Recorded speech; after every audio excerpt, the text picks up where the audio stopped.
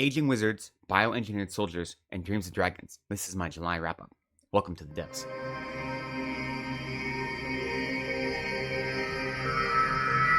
Hello, welcome or welcome back to Reading from the Depths. My name is Lecton. Thank you for spending some time with me today. So today I am going to wrap up all of the books I read in the second half of the month of July.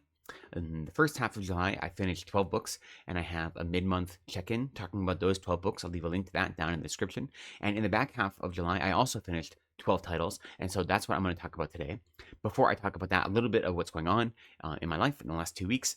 One big thing is that I was again teaching, or last week rather, in Bangalore, and not only my normal teaching at the temple or at the Buddhist center where I teach, but I was requested to give some lectures at a university. My monastery has a memorandum of understanding, so some relationship with a couple different universities in India, and there's one university in Bangalore we have a relationship with, and a number of monks have been going to some of their philosophy classes and giving lectures about Buddhist material and Buddhist philosophy. So for 2 extra days I stayed in Bangalore to give lectures at this university. Maybe I'll put a photo up of the class that I gave lectures to, and that was fun. It did keep me away from the monastery, which, I'd rather be here most of the time, but I had a good time giving those lectures, and it gave me an opportunity to read because during the day I had very little to do. As I was waiting, I only had a 2-hour lecture to give in the afternoon, and the rest of the day I was free. So if nothing else, it did, help my reading life. The other things that have been going on, last week I released a video that was an original book tag called The Philosophy of Reading, and I had a real fun time putting that together and sharing it, and it seems to have gotten a good response. Anyone that hasn't had a chance to see it yet, I'll put a link for that also down in the description, and I encourage you to check it out and maybe share your responses either in the comments to that video, or if you make videos, then make a video response. I think that would be great. And then the other thing that's happened recently is that on the 1st of August, Trash Tales was released. And of course, Trash Tales is the new anthology of trashy fiction that was curated by Ollie from CriminOlly and Alex from Alex Unabridged, and it's in celebration of Garb August. Of course, this is the 4th year of Garb August, the annual event hosted or founded by CriminOlly to celebrate trashy fiction. And so the release of this anthology is going along with that, and I have a short story in the anthology, but also I help proofread it, and it's a lot of fun, so I do recommend that you pick it up if you get a chance. The profits from it, or the proceeds rather, are all going to be going to Dolly Parton's Imagination Library, so that is also a good reason to pick it up if you are so inclined, and I'll have a link for that down in the comments below. Other than that, though, let's get into the books I read, because I did read a dozen books over the last 2 weeks, though I think we can go through this quickly because some of them weren't so great, and some of them I'm going to do full reviews on later, so let's see how we go. The first 4 books actually were all advanced reader copies, and so 3 of those I'm going to be doing reviews for, so I'll just talk about them quickly. And one of them I'm not going to do a full review for, and you'll see why when I get there. The first novel I want to talk about is called A Game in Yellow by Hailey Piper. Now, I really enjoy Hailey Piper's writing. I've read a few of her books as well as some of her short stories, and this is no exception. This novel, it follows a woman named Carmen, and she's in a wonderful relationship with her girlfriend Blanca, but her libido isn't matching up with her intellectual desire. And so she and her girlfriend keep pushing the limit to try to find new ways to ignite their relationship, and they get into really heavy BDSM, and it works for a while. But every scenario only works once, and she has to keep pushing herself farther and farther and farther to lose all control, be closer to the edge of essentially dying in order for her to feel any sort of rush of desire. And so things aren't going well. Now, to be honest, I think she just probably is depressed and needs to see a therapist, and that's even mentioned in the novel that she probably needs to see a therapist, but she doesn't have the money for one, and even if she had the money for one, she'd have to find a queer-friendly therapist, and even if she found one, there'd be a wait list, and so it just never happens.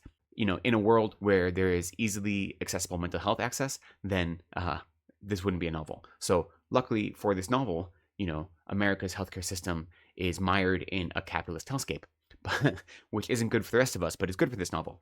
Anyway, so she's having problems with her libido, and eventually they find a play, The King in Yellow, which is comes from a short story, and so Hailey Piper is taking from the world of this short story of The King in Yellow and the legend of Carcosa, which has been like an urban legend that has existed outside in other stories and other fictional work. And when you read this play, it transports you, and so even reading a page of this play is able to transport our main character, and it ignites in her this strong passion and desire. So it seems to be working to reignite her relationship, but it also is bleeding into her real life. So the distinction between the play and her real life, and the dangers of the play start sneaking into her real life, and what's real and what's a dream start to become fuzzy, right? And so reality gets really malleable.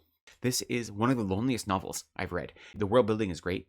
I say it's lonely in like the best ways because the atmosphere is just oppressive and inescapable, and the main character just keeps making bad decisions, right? And her self-esteem is so low. The other characters, they're two main ancillary characters, if that makes sense. They are both really interesting. All the character work is great, and they balance off the main character really well. But following that main character just gets really heavy, right? So it is an emotionally heavy book. It isn't particularly graphic, but it is disturbing. And it's really exploring this intersection between loneliness and intimacy. And I really enjoyed it. It is kind of dreamlike, it's confusing, the writing is really lush, and I will have more to say about that in a review coming up very soon. The next book I want to talk about is Night and Day. And this is edited by Ellen Datlow. This is a collection of short stories, and I thought this was great. I'm going to have a review for this coming up soon, but the short version it's great. It is, I think, 18 short stories, short horror stories. Half of them are focused on the theme of night, and half of them are focused on the theme of day. And this feels kind of arbitrary, and not all of them really stuck to that theme in a meaningful way, though they were set at night or set during the day. But I think it was an excuse. Saga Press is releasing these doubles, right? So the book, you flip it over, and you have half the story is going in one direction, then you flip it, and it's a whole other half going in the other direction. And so I think it's just exploiting that this format. But it doesn't matter. I really enjoyed it. I thought it was a great collection. So I'll have more to say about that coming up soon, where I maybe will highlight some of my favorite stories. The next novel, again, another advanced reader copy, is Coffin Moon by Keith Rawson. And this also was great. I really enjoyed it. You know, I'd read 2 books by him before, the Fever House duology, so Fever House and The Devil by Name, and I thought those were great. And this is quite different from both of those. It doesn't have the frenetic pace. It's about a man. It takes place right after the Vietnam War. He's a Vietnam vet, and he is kind of rebuilding his life. He and his wife are doing well. They've adopted his wife's daughter, who is a teenager, because his wife's sister is in jail on a life sentence, and you find out why pretty shortly. There is an act of violence that kind of puts him and this adopted daughter of his on the run. And whether they are running away from violence or running toward violence is up for grabs, right? And it's a vampire novel. So there are vampires in and out. And the story is playing with ideas of revenge, but also ideas of responsibility, ideas of family, and ideas of accountability. It was quite thoughtful in many ways. For a vampire novel, it was unexpectedly thoughtful, actually. And so I'll have more to say about that in a review as well. And then the last advanced reader copy that I read this month is An Echo of Children by Ramsey Campbell.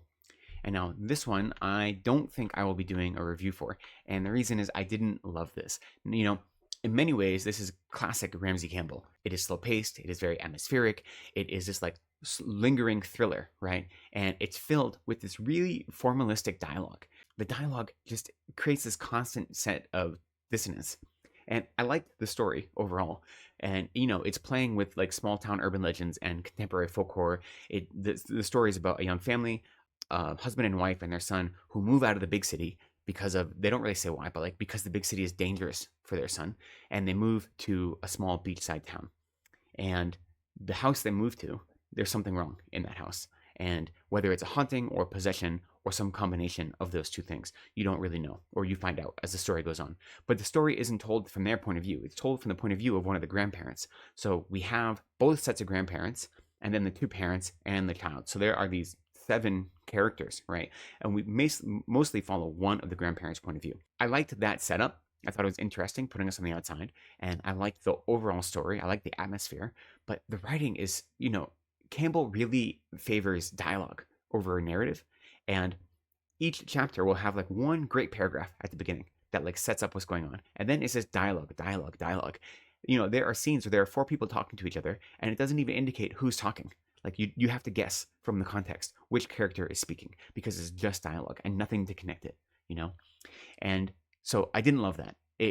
Sometimes it's a stylistic choice, and I've read other books by Ramsey Campbell where that worked for that story, but here it just left me feeling distant. It didn't give me any interiority to the characters. Like I had very hard time understanding what the characters were thinking or why they were making the decisions they made, because the decisions they made were ludicrous. Like none of them made sense. I mean, the parents and the boy living in the house, obviously they're being affected by something, right? Something's wrong, and they're being affected by some sort of outside force. So their decision-making process and their character development makes sense, right? Because they are the victims, that something is happening to them. But everyone else, all these 4 grandparents, the decisions they make are ridiculous. They don't make any sense. The way they talk doesn't feel like the way any human would ever talk, ever. And I think one of the most frustrating parts is the only one of the characters that realizes something is going wrong is not our main character that we follow, but his wife, Jude. And she says, look, there's something wrong here. And everyone just ignores her and gaslights her. So your perspective of the reader is following a character who's gaslighting the one character who you actually agree with. Because as a reader, you know something is wrong. It's very clear something is wrong.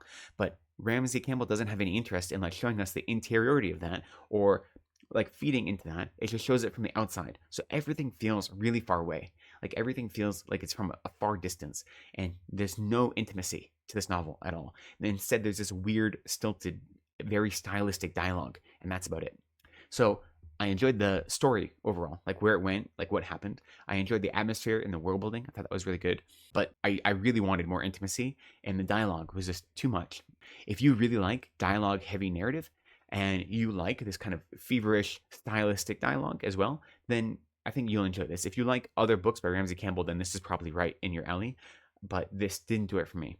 Of his other novels I read one novel where this style really worked, and then I've read a number of short stories, and his style I thought was really effective in those short stories. But here in this novel, it was just a little bit too much, and I wanted a little bit more. His writing style didn't do justice to the interesting nature of the story that he presented, so that's unfortunate. Okay, so that ends the arcs. So let's talk about the other books I read. The next one I read is This Cursed House by Del Sandine, and I listened to an audiobook of this, and I also have to say this I did not love. This takes place in the 60s, a young woman, a black woman in Chicago. Her father recently died, and she found out her boyfriend was cheating on her, so she left him, and she tried to take her own life, and so she was hospitalized, and then because of that, she lost her job, so she's not doing great. That's how we meet her, right in the beginning. And someone out of the blue called her and offered her a position at a plantation down in New Orleans. So we meet her on her way to New Orleans. And so she visits this plantation and she gets hired there. She quickly realizes she isn't hired to be a tutor, which is what she assumed because that's what she is skilled at. And what is going on, you find out as the story progresses. There's obviously something wrong with this house, with this plantation. And the family that has hired her have a whole lot of secrets. I like the setup, and I think the story itself is interesting, but it really could have been a novella, I think, because nothing happens throughout the whole center of the story. And the character keeps insisting she has to make a change, but then instead of doing it, she repeats the same thing. So the same thing happens over and over and over again. So almost nothing happens throughout the whole center of this novel, unfortunately. So I think it just really needed to be condensed, and the character needed to be given a little more agency. Instead, she just is walking in circles and not really achieving anything. And then the other thing I will say is that the ending really was not satisfying. I mean, the overall ending, like where our characters end up at the end of the story, that's fine. But what it took to get them there was not satisfying. And a big part of it, obviously I don't think this was the writer's intent, but what it felt like to me was in contemporary America, there is this kind of right-wing respectability politics idea of weaponizing forgiveness. And so especially when people of color are victims of violence, then they're told they have to forgive their victimizers and they have to move on. They just have to get over it because forgiveness is like a central part for many of Black Christianity especially. And so they should be forgiving those who harm them and moving on and not holding everyone back, not delaying progress in our country by holding on to their anger or their outrage or their frustration or their hurt or their pain or their grief. Instead, they just need to forgive them and move on. Like that is their responsibility as good people, isn't it? And so in that way, the forgiveness that they believe from their own faith tradition or their own spiritual tradition is weaponized against them. And I obviously believe in forgiveness. I'm a Buddhist. Like forgiveness, I think, is critical, but I don't think it should be weaponized by forces outside of yourself. And it feels a little bit like the story is playing into that idea, this weaponization of your own forgiveness and of your own compassion in ways that I don't think, they're not interesting. It feels very much like respectability politics as opposed to coming to any sort of self-understanding, if that makes sense. So I didn't love this novel, unfortunately. It does have this good Southern Gothic vibes. The environment, the setting is really fun on a plantation outside of New Orleans that is owned by a Black family, though a very light-skinned Black family. So there's a whole lot of history going on there. But overall, it had some good ideas. I think it just went on too long and it didn't have enough going on to justify the length, and the resolution was not very satisfying. Moving on to books that I enjoyed a little bit more. The first one I want to talk about is Manhunt by Gretchen Folker Martin. I read Cuckoo in the first half of the month. That is her second book. Manhunt is her first book. It's her debut novel. And reading this actually made me appreciate Cuckoo more. If you remember, I thought Cuckoo was interesting, but I thought some of the plot machinations were strange. Some of the antagonists' motivations were a little strange. So there seemed to be some plot holes in it, but I enjoyed the characters and I enjoyed the level of violence and the graphic nature and all these things. I thought it was interesting.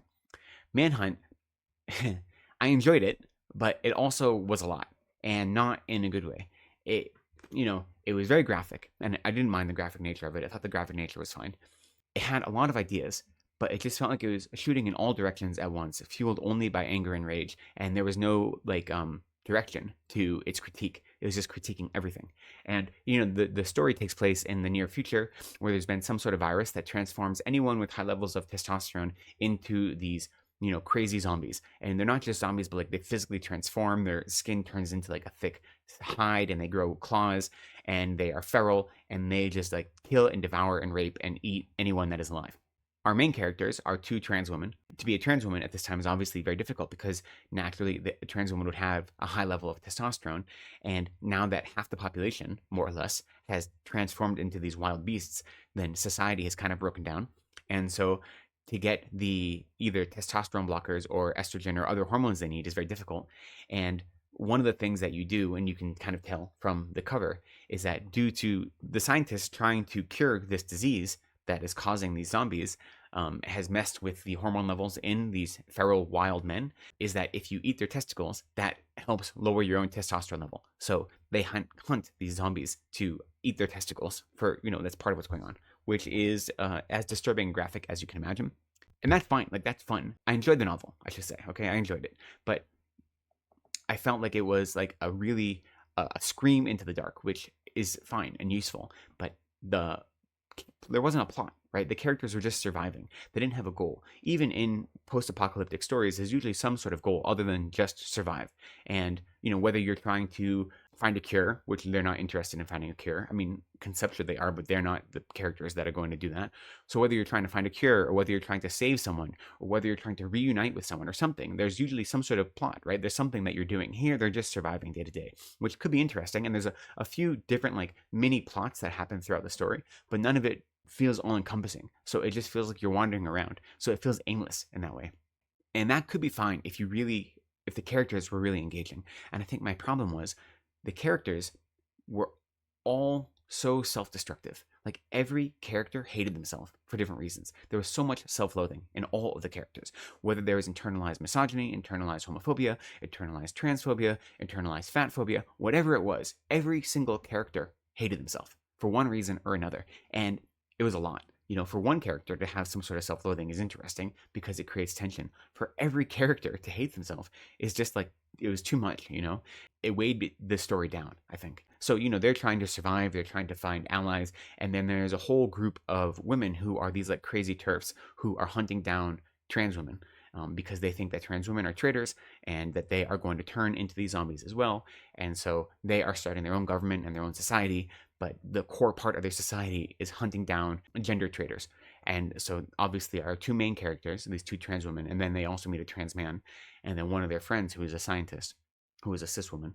They are all kind of trying to avoid these crazy TERF military warrior people. That's fine. There were interesting things happening, but the characters just...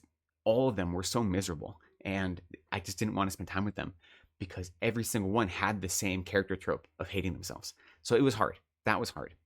I liked all the ideas. I think that they just needed to be reined in a little bit. I don't think the story needed to be reined in. I don't think the story was too graphic or too over the top. I just think that it didn't have direction, and combine a kind of lack of direction with all of the characters kind of hitting the same beats, that it didn't feel like it had the propulsion that I wanted it to have. But I really appreciated the world building. I really appreciated the ideas and just the writing style itself. And having read Cuckoo first, before Manhunt, I see the difference between them. And I think there is a huge difference. I think Cuckoo shows that she has done a lot more work in developing a diversity of characters, some of whom still might have self-loathing, but there are many other aspects to them as well. And so I appreciate having read both of them back to back, and it makes me look forward to seeing what else she writes, because I think they are interesting, and she has a very strong narrative point of view, a very strong authorial voice, and a lot of interesting ideas. So I appreciate that. Manhunt wasn't great for me, but it also wasn't bad, and I'm glad I got a chance to finally read it. Moving on, the next book I want to talk about, I've actually already done a review for this as well, so I'll be brief. This is a nonfiction book called One Day, Everyone Will Have Always Been Against This, and this is by Omar Al-Akkad.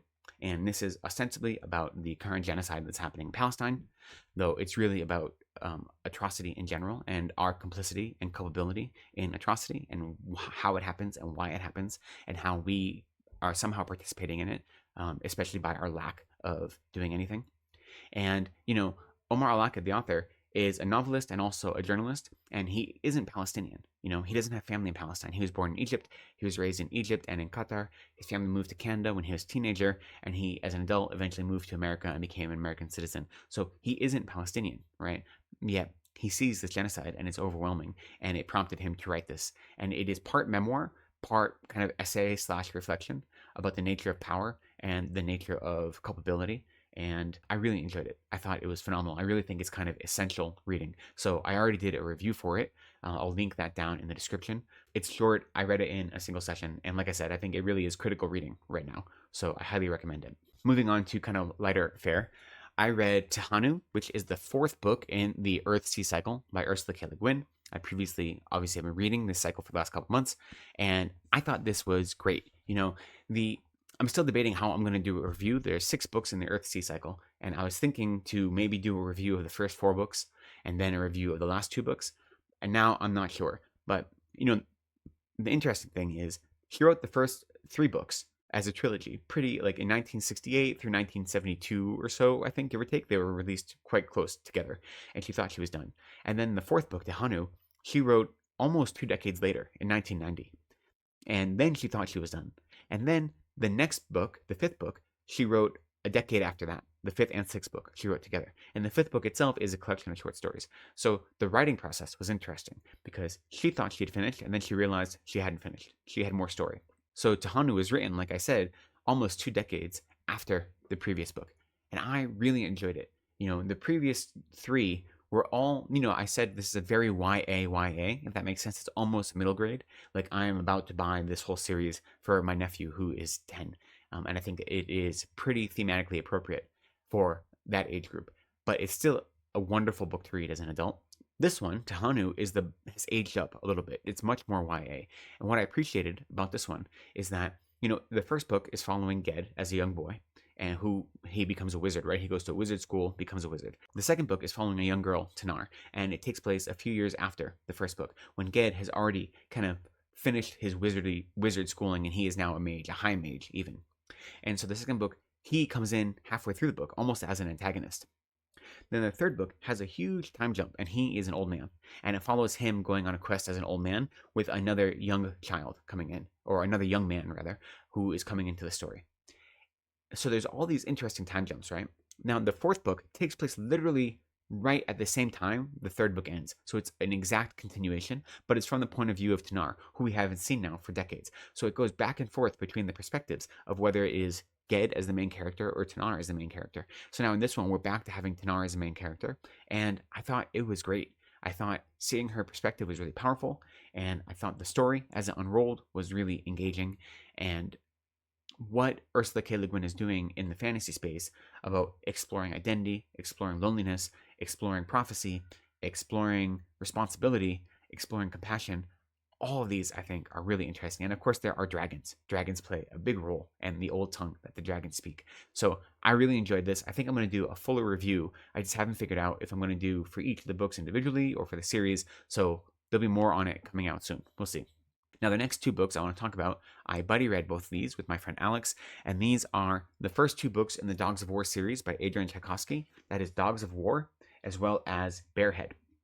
And so I thought these were great. These are military sci-fi, which I haven't read from Adrian Tchaikovsky before. And to be honest, these are the most explicitly political books I have read by Tchaikovsky. The first one, Dogs of War, takes place in a near future. The only difference from our current reality is that the technology is better. And they have bioengineered these soldiers who are part animal, part human, part AI, all mixed together. And those are our main characters. It takes place in southern Mexico, right? So it takes place in the real world. And there are private security firms who have done the science to bioengineer these weapons, these soldiers, and they are hired to go down to, in this case, in this story, to go down to southern Mexico and be part of this kind of militia, this coup, this uprising, all these things. All of Tchaikovsky's writing is political, but it's usually at the level of metaphor. And here it is very explicit. In the second novel, there is a politician character who I think resembles many politicians you would see, who has this search for power. And what's really interesting in the second novel takes place about 50 years after the first novel. And so the second novel takes place, and this is given away on the jacket copy, so I guess I'll say it, on Mars, right? Because in the first novel, they are, at the end of the first novel, there are people that are trying to develop Mars, and they think that these bioengineered warriors can be repurposed to help terraform and colonize Mars. And so the second novel takes place on Mars, but it also takes place on Earth. It goes back and forth. And there is a politician on Earth who's only seeking power. And you talk about seeking power not for the sake of trying to help people, but only for the sake of power. And so the way you play the game is, instead of trying to do things that help people, which is what would gain you popularity and support, you do the things that make it appear as if you're helping people. And you don't actually have to do the work. You just have to present the image of doing what people want you to do.